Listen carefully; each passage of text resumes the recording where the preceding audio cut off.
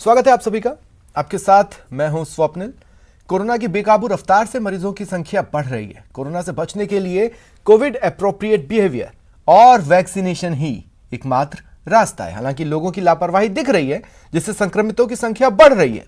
वहीं वैक्सीन की दूसरी डोज से लोगों ने दूरी बनाई हुई है, जिससे खतरा और बढ़ रहा है। स्वास्थ्य विभाग में immunization project director doctor Raghuraj Singh ने बताया कि दूसरी डोज लगाना बेहद आवश्यक है, क्योंकि एक समय के बाद इम्यूनिटी कम हो जाती है। प्रदेश में करीब 74 लाख से अधिक लोगों की दूसरी डोज ड्यू है। इतनी बड़ी आबादी खतरे में है। इसी मुद्दे पर चर्चा करेंगे। वैक्सीन की दोनों डोज क्यों जरूरी है, कितना खतरा है, कैसे बचाव हो सकता है।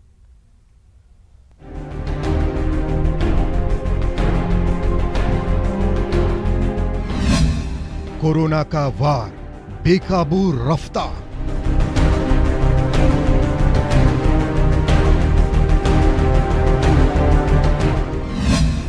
दूसरी डोज का सुरक्षा चक्र अधूरा।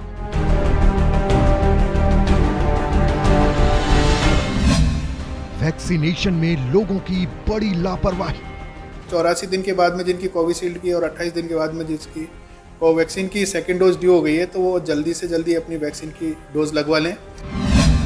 74 लाख से अधिक लोगों की दूसरी डोज ड्यू। ऐसे लाभार्थी जिनकी सेकेंड डोज ड्यू हो गई है, वो हमारे प्रदेश के अंदर 9 लाख के करीब तो ऐसे व्यक्ति हैं जो कि कोवैक्सीन से ड्यू हो गई है, और 62 लाख के करीब ऐसे व्यक्ति हैं जिनका कि कोविशील्ड की वैक्सीन लगी थी, उससे ड्यू हो गए हैं। 84 दिन से ज्यादा दिन होने के बाद भी नहीं लगवाई दूसरी डोज।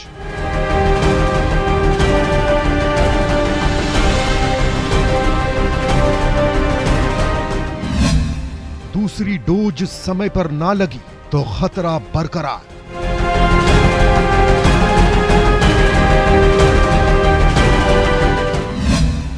दूसरी सुई नहीं लगवाई, ऐसे कैसे होगी लड़ाई। और चर्चा के लिए मेरे साथ जो गेस्ट जुड़ रहे हैं, आइए आपको इंट्रोड्यूस करवा देता हूं। Doctor Sameer Bhati public health expert हैं और doctor Ramesh Joshi senior physician हैं। आप दोनों का स्वागत है न्यूज़ 18 राजस्थान पर।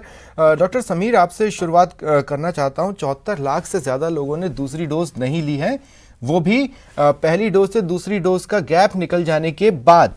क्या इसका कोई रैशनल एक्सप्लेनेशन हो सकता है? क्या इसका कोई तार्किक कारण हो सकता है?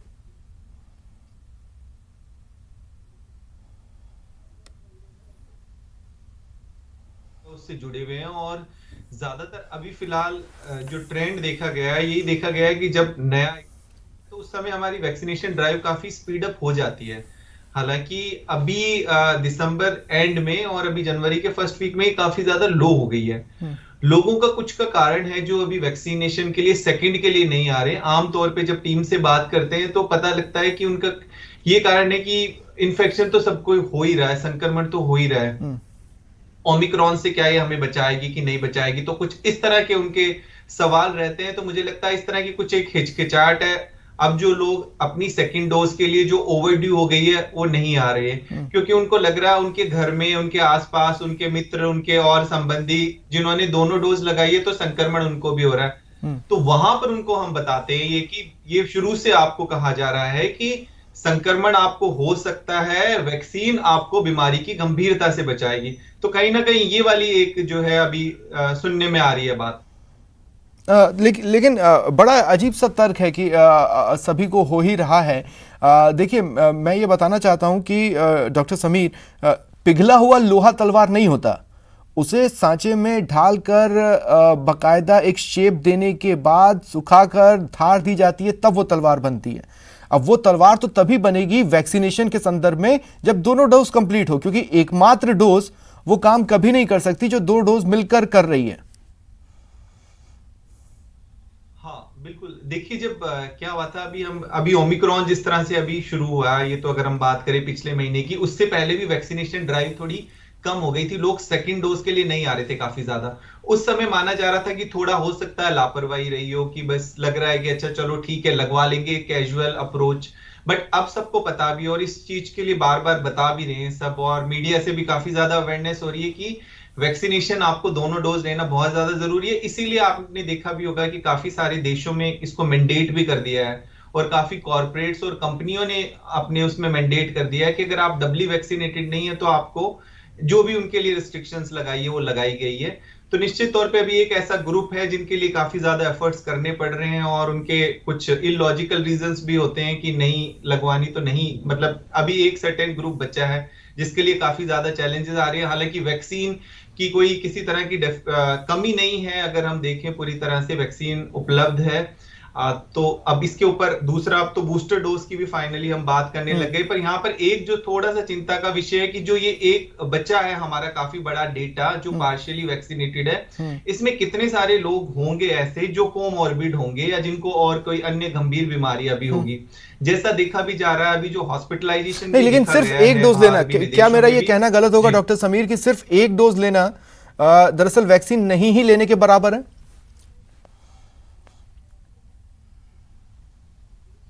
बराबर एक डोज लेने के बाद आपकी कुछ इम्यूनिटी तो बनती ही बनती है, पर निश्चित तौर पे जब भी कोई वैक्सीन बनाई जाती है तो उसका एक साइंटिफिक तरीका होता है बनाने का कि आपको हमें एक डिजायर्ड इम्यूनिटी चाहिए कि एक डोज लगाई आपकी इम्यूनिटी बनी, उसके बाद एक डिजायर्ड इम्यूनिटी की इतना बूस्ट करने के बाद ये हमारी प्रोटेक्टिव एंटीबॉडी लेवल हो गई है ना। तो इसीलिए 2 डोज आप देखिए ज़ाइकोव डी के लिए क्यों 3 डोज गई है कि 3 डोज के बाद उसकी डिजायर्ड इम्यूनिटी होगी, क्यों गैप इस तरह से रखा जाता है। तो उसके पीछे जो सारे ट्रायल होते हैं वो सब के बाद निर्धारित जो है सब कुछ ये किया जाता है, तो उसके पीछे साइंटिफिक एक कारण है। अगर वो नहीं लगवाएंगे तो इसका मतलब वो पार्शियली प्रोटेक्टेड है, प्रोटेक्शन है बट पार्शियली प्रोटेक्शन है, और जो उनका एंटीबॉडी टाइटर है वो भी कम है, मतलब।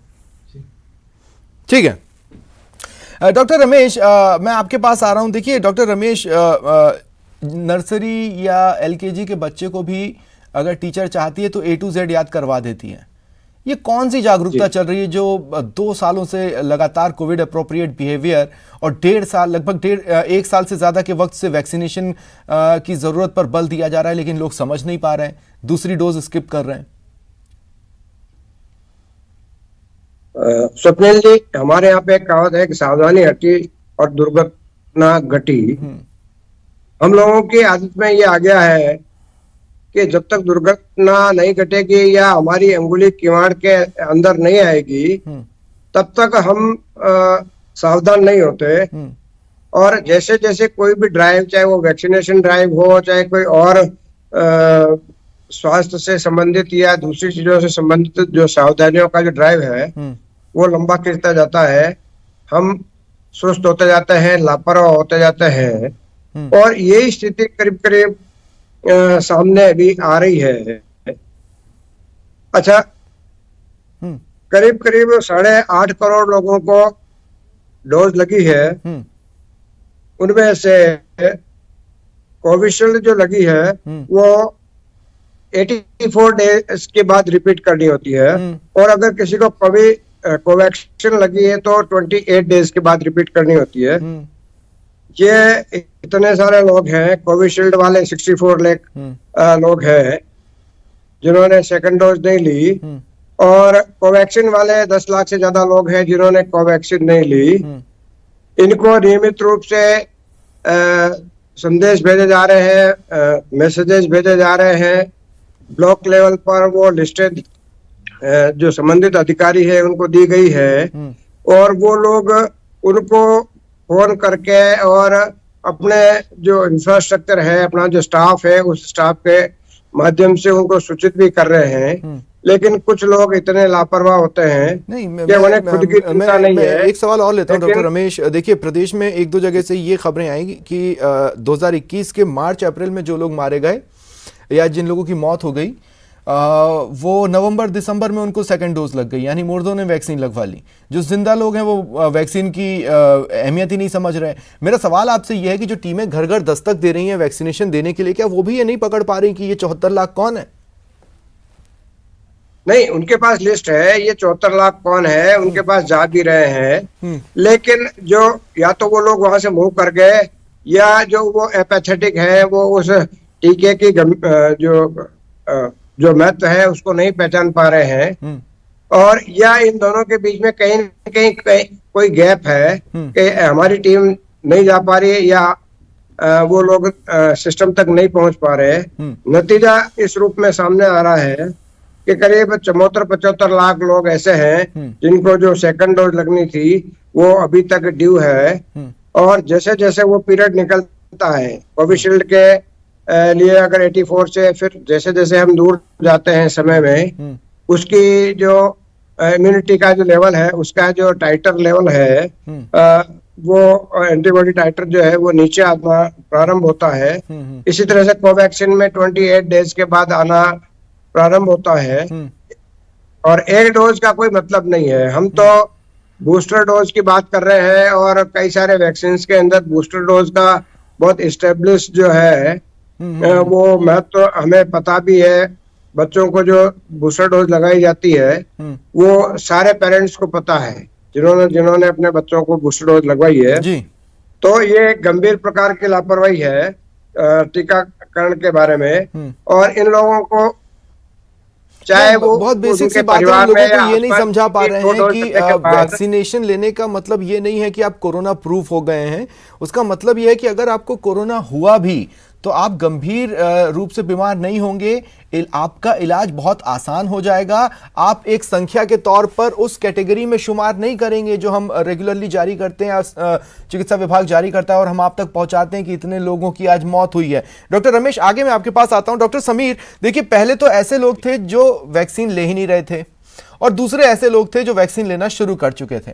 अब ये एक तीसरी तरह की कैटेगरी डेवलप हो गई है जिसने एक डोज ले ली और अब वो शांति से बैठ गया है। जो होगा देखा जाएगा के सेंस में मैं ये पूछ रहा हूं कि पहला डोज ले लिया है, उसका थोड़ा बहुत आप बता रहे हैं कि थोड़ा बहुत हो सकता है फायदा हो, लेकिन एक पर्टिकुलर गैप के बाद तो वो फायदा भी खत्म ही हो जाना है क्योंकि सेकेंड डोज नहीं लिया गया।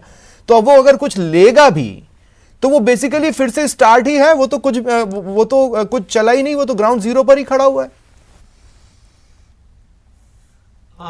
देखिए ऐसा नहीं है कि कई बार ऐसा लगता है लोगों को कि थोड़ा मेरा जो है डिले हो गया है डोज का, सेकंड डोज का टाइम, तो उससे ऐसा नहीं है कि जो फर्स्ट डोज ली है उसकी एफिकेसी बिल्कुल खत्म हो गई है, ऐसा नहीं है। सेकंड डोज वो अपना ले सकता है उसी तरह से, उसी समय से। अब जैसे हम बूस्टर डोज भी तो ले रहे हैं, अगर बूस्टर डोज ले रहे हैं इसका मतलब ये नहीं कि हमारे को जो फर्स्ट और सेकंड डोज लगी थी क्योंकि उसी का एडिशनल डोज ही हम एज ए बूस्टर ले रहे हैं, तो वो लोगों को अगर इस तरह का कोई जो है ऐसी कोई उनको लग रही है इस तरह की सवाल पर, ऐसा कुछ आता नहीं है कि मैं डिले हो गया, मेरा लेट हो गया। हमने 12 से 16 वीक्स तो वैसे भी रखे ही हुए हैं उसके अंदर, और अगर डिले होके आता भी है तो पर ऐसा कुछ देखा नहीं गया उन लोगों में कि उससे उसकी एफिकेसी ऐसी कुछ कम होगी या कुछ, क्योंकि ऑलरेडी हम लोगों ने हमारे स्टाफ में भी किसी कारण की वजह से वो सेकंड डोज नहीं ले पाए थे, कुछ भी रीजन हो गया था कि उनको इन्फेक्शन हो गया और कुछ कारण हो गए, पर बाद में भी हमने उनको लगवाया तो उनके अंदर अच्छी खासी न्यूट्रलाइजिंग एंटीबॉडीज मिली। तो ऐसा कुछ नहीं है कि अगर डिले हो गया तो भी आपको लगाना है।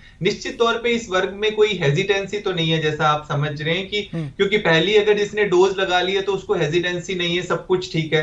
सेकंड डोज का मैं यही समझता हूं कि ज्यादातर ये किसी ना किसी तरह से एक लापरवाही आप इसको मान लीजिए। और फिलहाल अभी ओमिक्रॉन के समय में कई लोगों को लगता है कि संक्रमण तो अभी बढ़ा हुआ है तो ठीक है, वहां पर जाएंगे तो हम लोग और संक्रमित ना हो जाए, कुछ इस तरह की भी बातें आती है।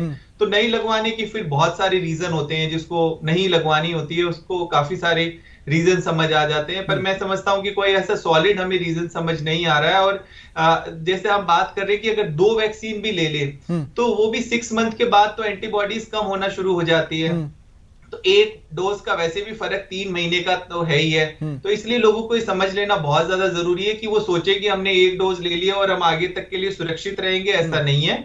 जिस तरह से वेव आगे आगे बढ़ती जा रही है और हम इसमें देख भी रहे हैं कि बहुत ज्यादा ये अफेक्ट उन्हीं लोगों को कर रही है जो पार्शियली वैक्सीनेटेड, पार्शियली का मतलब जिन्होंने सिर्फ एक ही डोज ली है, या कुछ लोग ऐसे तो वो कितना चांस स्टैंड करते हैं। देखिए बहुत सीधा सा सवाल है कि तीसरी लहर के बीच वो कितना चांस एक्सपेक्ट कर सकते हैं बचने का, इलाज में उनका शरीर बेहतर रिस्पॉन्स करे इसमें।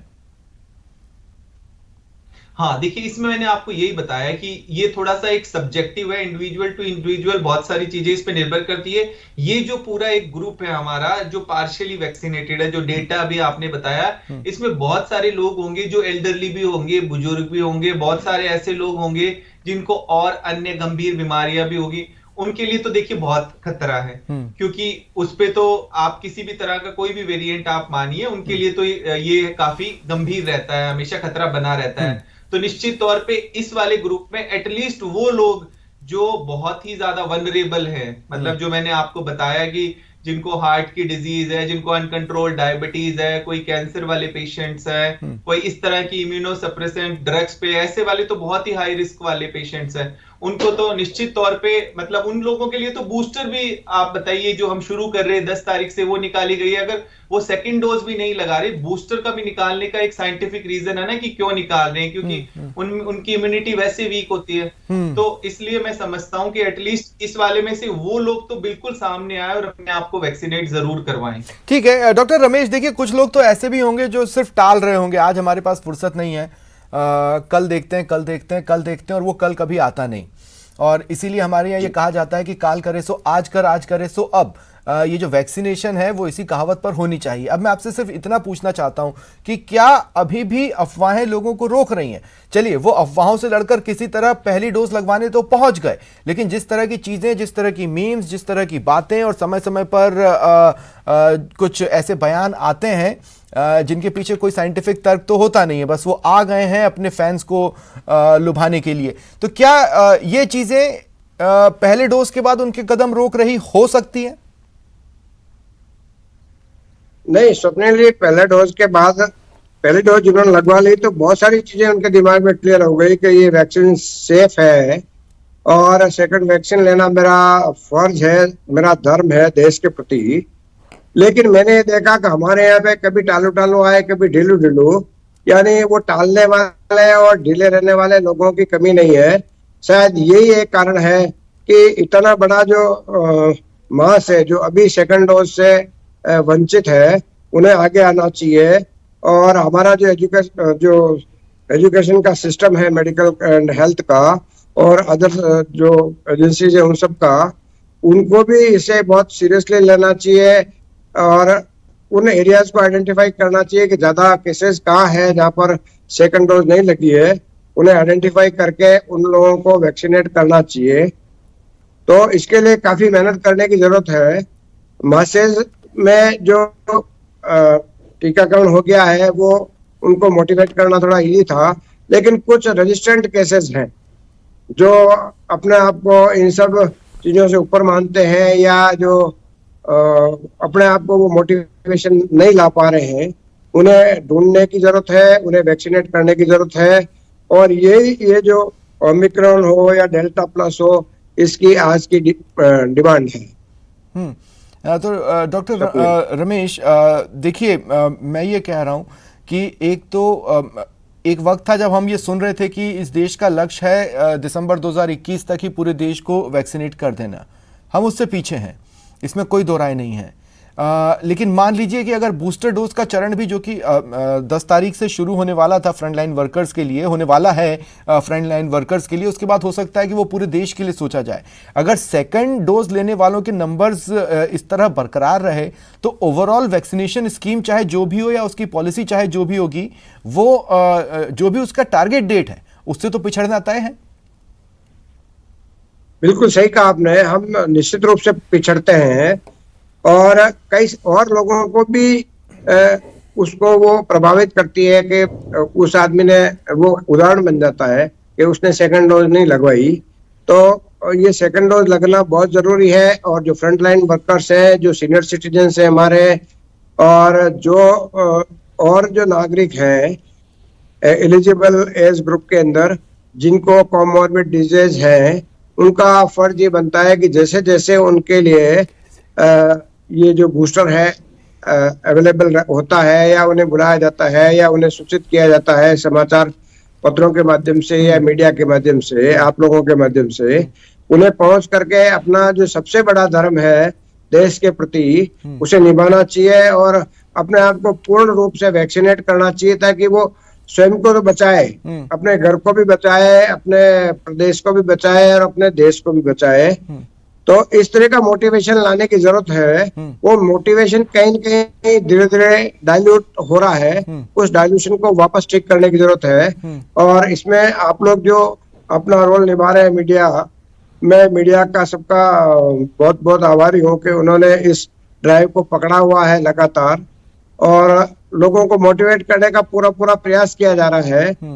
हमारा चिकित्सा एवं स्वास्थ्य विभाग हमारे जो सरकार है वो जो हमारे मुख्यमंत्री महोदय हैं उन्होंने भी इस मामले में आगे बढ़ करके सबको आह्वान किया है और बहुत मेहनत कर रहे हैं वो लोग के ये जो गैप है फर्स्ट और सेकंड डोज का नहीं, पर जो डॉक्टर सेकंड रमेश, डोज अगर मैं सही याद कर रहा हूं तो आपने मुझे बताया कि ऐसे लोगों तक जब पहुंचने की कोशिश की गई तो उन्होंने अपना स्पॉट चेंज कर लिया, वो या उस जगह पर नहीं है, अब किसी और जगह पर चले गए। तो क्या इंटर स्टेट किसी तरह का कम्युनिकेशन या टीम वर्क नहीं चल रहा है कि मान लीजिए यहाँ से उठ के गुजरात चले गए या एमपी चले गए तो वहां बोल दिया जाए कि भाई उसको पकड़ो और लगा दो? फ्लोटिंग पॉपुलेशन हमारे यहाँ पर काफी रहती है क्योंकि ये देश इतना बड़ा है और जो कुछ तबका ऐसा होता है जो जैसे जैसे ये कोविड का वातावरण सुधरा तो अपनी रोजी रोटी के लिए पहले स्थान से दूसरे स्थान को मूव कर गए होंगे, लेकिन उनको जब मैसेज जाता है अपने मोबाइल पे या फोन जाता है तो उन्हें वैक्सीन लगवाना चाहिए। ये एक बड़ा कारण हो सकता है। आप जो कह रहे हैं कि काफी सारी पॉपुलेशन जो है जो इस एलिजिबल ग्रुप में आती है वो मूव भी कर गई हो अपने स्थान से, उस और मूव करने के बाद वो ये सोच रही होगी कि मैं कैसे ये टीका लगवाऊं, कहाँ जाकर के टीका लगवाऊं, क्या दूसरे प्रदेश वाले मुझे टीका लगाने के लिए तैयार होंगे। तो ये भी एक बड़ा कारण हो सकता है जिसका कोई न कोई हल निकाला जाना बहुत ही जरूरी है, क्योंकि हमें 100% टीकाकरण के बाद ही ये हम निश्चित कर सकते हैं कि हम सुरक्षित हैं। ठीक है डॉक्टर समीर, आपसे जब 2-3 बार मेरी बातचीत हुई है आपने ये बताया कि ओमिक्रॉन पर ये वैक्सीन कितना इफेक्टिव है, इस पर अभी स्टडीज चल रही हैं, लेकिन ये तो तय है कि ओमिक्रॉन से अगर कोई संक्रमित हुआ भी है तो उसके इलाज में तो आसानी हो रही है। अब ये समझना भी बेहद ज़रूरी है कि वायरस है, म्यूटेट तो करेगा ही, और अगला जो भी उसका म्यूटेशन है या जो भी वेरिएंट है वो किस तरह का हो कहा नहीं जा सकता। वो अब तक के तमाम वेरिएंट्स का बाप हो या वो कम शक्तिशाली हो, हम नहीं कह सकते। ऐसे में दोनों डोज का होना और उसके बाद वैक्सीनेशन की एक क्लियर पॉलिसी का होना, अब तक जितनी बातचीत हुई आप दोनों से मेरी, उसके आधार पर कह रहा हूं कि बहुत ज़रूरी है। आपको रास्ते ढूंढने होंगे उन व्यक्तियों तक पहुंचने के, भले ही उसके लिए 2 राज्यों को आपस में समन्वय रखना पड़े, कम्युनिकेट करना पड़े, इस राज्य का काम वहां वाला करना पड़े, लेकिन करना पड़े। जी जी बिल्कुल, देखिए जिस तरह से बात भी कर रहे हैं और WHO भी बार बार इस चीज की चेतावनी दे रहा है कि भाई जो ये वैक्सीन को लेके जो इशू, मतलब ये तो चलिए एक भारत की बात करें, पर अगर हम ग्लोबली भी बात करें तो जहां पर जो भी देश जहां वैक्सीनेशन नहीं हुआ है तो कहीं ना कहीं जो ये नए वेरिएंट की भी अभी आपने बात करी, देखिए ये वेरिएंट्स तो आते रहेंगे जब तक सब लोग वैक्सीनेटेड नहीं हो जाएंगे। तो फिलहाल हम भारत में भी जो बात कर रहे हैं अपनी हार्ड इम्यूनिटी की, वो चाहे नेचुरल तरीके से हो चाहे वैक्सीनेशन के तरीके से, अगर वैक्सीनेशन की प्रक्रिया में कहीं भी अगर हमारा ये वाला इस तरह के कुछ टेक्निकल इश्यू रहते हैं तो वो तो निश्चित तौर पे सॉल्व किए जा सकते हैं। पर यहाँ पर महत्वपूर्ण सिर्फ यही आ जाता है कि लोगों की इच्छा शक्ति होना बहुत ज्यादा जरूरी है। जैसे हमने बाहर तो देखा है, वहां तो एंटी वैक्सर ग्रुप वगैरह इस तरह के बने हुए हैं, यहाँ ऐसा तो नहीं देखा बहुत ज्यादा, बट हाँ फिर भी निश्चित तौर पे अभी भी हमारी जो नेशनल वैक्सीनेशन ड्राइव है वो पूरी तरह से कंप्लीट, सिर्फ कुछ लोग हैं ऐसे जो नहीं आ पाए सामने या नहीं जिनको लग पाई है उसकी वजह से हो पाई है। तो ये तो मतलब इसके ऊपर हमें थोड़ा सा और देखना पड़ेगा, जो एक सर्टेन एक ग्रुप बच गया इसके लिए हम किस तरह से टारगेट करें और इसको भी जल्द से जल्द किस तरह से वैक्सीनेट करें, क्योंकि अभी फिलहाल अभी भी हम पैंडेमिक के दौर में ही चल रहे हैं। अभी हम ये नहीं कह सकते कि पैंडेमिक पूरी तरह से खत्म हो गया है। हाँ बिल्कुल, हम ये तो बिल्कुल नहीं कह सकते, और अब तो ये भी हम कह ही चुके हैं कि तीसरी लहर भी शुरू हो चुकी है, और तीसरी लहर क्या गोल खिलाएगी इसको लेकर कोई एग्जैक्ट या शॉर्ट सेंटेंस किसी एक्सपर्ट्स की तरफ से फिलहाल नहीं आया है, क्योंकि स्टडीज लगातार जारी है। लेकिन जो एकमात्र फैक्ट बना हुआ है वो बना हुआ है सोशल डिस्टेंसिंग, मास्क और वैक्सीनेशन, इसमें कोई दो राय नहीं है। मैं डॉक्टर समीर आपसे पूछना चाहता हूं, आपने शुरुआत में बहुत कैटेगरीली बताया कि क्या क्या समस्याएं आ रही हैं सेकेंड डोज वाले, जो सेकेंड डोज जिसने नहीं लिया है उस व्यक्ति तक पहुंचने और उसको इस बात के लिए राजी करने के लिए कि भाई वो सेकेंड डोज ले ले। क्या इस संबंध में कोई पैरेलल प्लान बनाया जा रहा है? क्योंकि आपने कहा कुछ सवाल तो बहुत बेतुके होते हैं, आपके शब्द ये नहीं थे लेकिन आपका इशारा यही था, तो उसके लिए तर्कों से तो जवाब नहीं दिए जाएंगे, उसके लिए तो घुमा फिरा के बोलना पड़ता है। तो क्या ऐसी कोई लाइन ऑफ एक्शन बना ली गई है? हाँ, इसमें ना 2 ग्रुप है। देखिए, एक हम बात हैं अर्बन एरियाज की और एक रूरल एरियाज की, और एक आपके बिल्कुल ही एक इस तरह के क्षेत्र हो गए ग्रामीण वाले, जिनको मतलब लिटरेसी का अभाव, उनको पता ही नहीं कि क्या वैक्सीन और क्या, उनको लगा पता था कि एक पहले टीका लगा था, अब लगना है कि नहीं। इस तरह से 3 कैटेगरीज है। हम शहरों की भी बात करते हैं तो शहरों में भी निश्चित तौर पे उनके जो सवाल होते हैं उस तरह के जो मैंने आपको बताया, ज्यादातर उनका कि ब्रेक थ्रू इन्फेक्शन तो हो ही रहे हैं, दोबारा भी हो रहा है, या अब कोई दूसरी वैक्सीन आए जो ओमिक्रॉन पे काम करेगी तो हम वो वाली वैक्सीन, तो इस तरह के कुछ अलग सवाल होते हैं। एक एरिया ऐसा आ गया तक उनको पता ही नहीं है कि हमें लगनी भी है दूसरी, या वो उतने टेक सेवी नहीं है कि हम उनको मैसेज भेज रहे हैं कि नहीं, तो वहां पर उस तरह से जो आशा वर्कर्स है वो जाके उनको बता रही है, समझा रही है, तो वो लगा रहे हैं। तो मैं इसमें हमारी कोई एक नेशनल पॉलिसी हर जगह काम नहीं कर सकती है। हर एक एरिया के अकॉर्डिंगली, अलग अलग क्षेत्र के अकॉर्डिंगली हमें इसको मतलब पॉलिसी इसको डिसेंट्रलाइज करना पड़ेगा। ठीक है, तो डॉक्टर रमेश, मैं जानना चाहता हूँ, इंटरेस्टिंगली ये जो लास्ट जवाब डॉक्टर समीर भाटी ने दिया, उससे ये इशारा मिल रहा है कि सेकंड डोज वाले जो लोग हैं वो भी सेक्टर वाइज बटे हुए हैं। मतलब जो सेकंड डोज जिन्होंने स्किप किया है वो मेजॉरिटी में अर्बन सेक्टर में है या रूरल सेक्टर में है?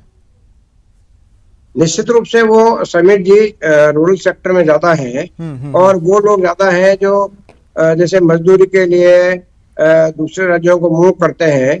तो हमें ये भी पता है कि हमारा जो ये तबका है ज्यादातर या तो महाराष्ट्र जाता है, गुजरात जाता है या एमपी जाता है। तो इन 3 राज्यों को फोकस करके हमें जो कंस्ट्रक्शन साइट्स है या जहाँ इस तरह के जो रोजगार के जो साधन मिलते हैं उन जगह पर इन लोगों को ढूंढना पड़ेगा, जो हमारे इसके नई स्ट्रेटेजी का हिस्सा हो सकता है।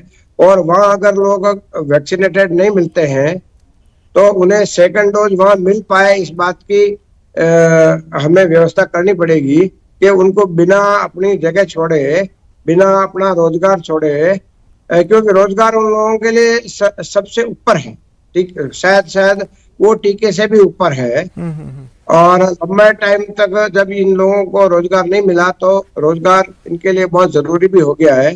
तो ये कुछ राज्य है, कुछ एरियाज है, कुछ सेक्टर्स है जहां पर हमें जाकर के हो सकता है कि काम करना पड़े। वहां कुछ एजेंसीज को जाना पड़े, कुछ एनजीओज को जाना पड़े, और उन जगह पर उन लोगों को आइडेंटिफाई करें कि सेकंड डोज किसको नहीं लगी। तो ये जो गैप है 74 लाख का, ये गैप काफी कुछ कम किया जा सकता है। दूसरा जो हमारा सॉफ्टवेयर है जिसमें कि अपडेशन कई बार नहीं हो पा रहा है ठीक से। नहीं, तो फिर एक बात बताइए कि अगर अब सरकार सख्ती के मूड में आ जाए, हालांकि एक दो बार ऐसी कोशिशें हुई कुछ जिलों में डॉक्टर रमेश कि ये बोला गया कि अगर दोनों डोज नहीं होगी तो फलाना लाभ या ढिमकाना लाभ आपको नहीं देंगे, तो फिर सरकार के स्तर पर ही कुछ विरोध के स्वर उठे, नहीं ऐसा मत कीजिए। लेकिन अब संकेत मिल रहे हैं कि इस तरह की सख्ती की जाएगी, दोनों डोज अगर नहीं लगवाया है तो ये चीजें आपको नहीं मिलने वाली। तो अब समय आ गया है इसे इंट्रोड्यूस करने का फुली फ्लेजेड। क्या ये केओस क्रिएट करेगा, एनार्की क्रिएट करेगा? नहीं, ये सब कब हो पाएगा कि जब वो व्यक्ति अपने राज्य में रुका हुआ होगा, तभी तो ये चीजें इम्प्लीमेंट हो पाएगी। पर अगर वो मूव कर गया है अपने जॉब की वजह से, अपने रोजगार की वजह से, चाहे वो घर पे बैठ करके जो वर्क फ्रॉम होम करने वाला व्यक्ति था और अब वो अपने कार्यस्थल पे वापस चला गया है, या वो टैक्स सेवी नहीं है, उसको मोबाइल पे ये सब चीजें देखना, हैंडल करने की आदत नहीं है, वो यूज टू नहीं है, तो उन लोगों पे तो ये चीजें लागू करना भी बड़ा मुश्किल होगा। जब हम टीका नहीं लगा पा रहे तो उनके लाभ को रोकना भी एक बड़ा चैलेंज होगा। तो मैं तो यही कहूंगा कि इन सारे कदमों के बजाय उन एरियाज को आइडेंटिफाई किया जाए कि ये लोग कहाँ कहाँ मिल सकते हैं, और उनको ढूंढ करके टीकाकरण करके पहली प्राथमिकता ये होनी चाहिए इस गैप को कम किया जाए। ठीक है, और उन लोगों से के साथ समझाइश की जाए, डराने के बजाय समझाइश की जाए। कुछ जगह ये काम करता है कि भय बिन प्रीत होए न गोपाला, तो भय दिखा करके शायद हम इतना मोटिवेट नहीं कर पाएंगे इतना कि उनको समझाइश करके डॉक्टर रमेश, बहुत लंबे टीका, समय से मोटिवेशन चल रहा है, बहुत लंबे समय से जागरूकता चल रही है। देखिए अब तो हमें भी कोफ्त होने लगी है कि बार बार मास्क और सोशल डिस्टेंसिंग का बोले, लेकिन वो कहीं पर भी मेंटेन होते ना दिखे। मुझे लगता है मोटिवेशन अब काफी लंबे समय से चल रहा है। ये बात बिल्कुल सही है, भय बिन होए न प्रीत। एक पर्टिकुलर टाइम फ्रेम दिया जाए जिसमें ये बोला जाए कि भाई इतना वक्त अब हम आपको दे रहे हैं, लेकिन उसके बाद फिर आप अपने जिम्मेदार खुद हैं। समीर भाटी जी, मैं आपके पास आ रहा हूं। डॉक्टर समीर, मैं ये पूछना चाहता हूं कि क्या मान लीजिए नेशनल लेवल की योजनाएं या स्टेट लेवल की योजनाएं कुछ ऐसे पिन पॉइंट की जाएं जिन दोनों ओर से कि उसमें दोनों डोजेस मस्ट कर दिए जाएं और लोगों को एक वक्त दे दिया जाए कि भाई दोनों डोज कंप्लीट करके ये सर्टिफिकेट आप दिखाओगे तभी ये हो पाएगा कम से कम एक बार। क्या इस सख्ती के पक्ष में आप हैं? डॉक्टर रमेश कह रहे हैं कि नहीं, अभी थोड़ा उसको डिले करना चाहिए, लेकिन आपको क्या लगता है कि क्या अब भी डिले करना चाहिए? देखिए, मैंडेट तो इस तरह से हम नहीं कर सकते। और आप बात करिए, चलिए ठीक है, हमने उनको सेकेंड डोज तो लगा ली, इसके बाद फिर बूस्टर, तो ये तो चलती रहेगी, एक विशेष साइकिल है। तो आई थिंक इस तरह से तो ड्राइव को हम बहुत ज्यादा नहीं कर पाएंगे, फोर्सफुली हम नहीं कर सकते किसी को भी, मतलब इस तरह से। तो ये इसके लिए तो हमें वही उनका मोटिवेशन ही बनाकर देखना पड़ेगा। और जिस तरह से 90% टारगेट तो अचीव हो गया है, जो 10% लोग हैं उसके लिए हम अपनी पूरी स्ट्रेटेजी को रीडिफाइन नहीं कर सकते। ओवरऑल जो है वैक्सीनेशन ड्राइव ठीक चल रही है, सक्सेसफुल चल रही है, पर कुछ लोगों की वजह से हम पूरी तरह से पॉलिसीज को अमेंड नहीं कर सकते। सिर्फ हमें यही देखना है कि वो जो लोग बच गए हैं उसके पीछे क्या कारण है, उन कारणों को हमें ढूंढ के उन लोगों को वैक्सीनेट करना है। पर मैंडेट करना तो मुझे लगता है नहीं पॉसिबल हो पाएगा प्रैक्टिकली ऑन ग्राउंड लेवल। ठीक है, ठीक है। चलिए, तो अंत में मैं सिर्फ इतना कहना चाहूँगा कि देखिए, आपको दो तीन बातें समझना बेहद ज़रूरी है। एक तो ये कि खाली सिंगल डोज से कुछ खास फ़ायदा नहीं होगा। अगर आप फ़ायदा लेना चाहते हैं तो आपको वैक्सीन की दोनों डोज लेनी होगी। अभी भी वक्त है, आप सेकेंड डोज ले लें। अगर आप हमें देख रहे हैं तो इस बात को समझिए कि वैक्सीन लेने से आप काफ़ी हद तक कोरोना संक्रमित होने से तो बचेंगे, लेकिन खुदा ना खास्ता अगर कोरोना संक्रमित हो गए तो जो भी डॉक्टर आपका इलाज कर रहे हैं या जो भी दवाइयां आपके इलाज में इस्तेमाल हो रही हैं वो आपके लिए बेटर परफॉर्म कर पाएंगी। यानी आपके चांसेस कोरोना को मात देने के इतने ज्यादा बढ़ जाएंगे कि मौत पास न फटक पाए। इस बात को बेहद जरूरी है समझना। 74 लाख से ज्यादा लोग हैं।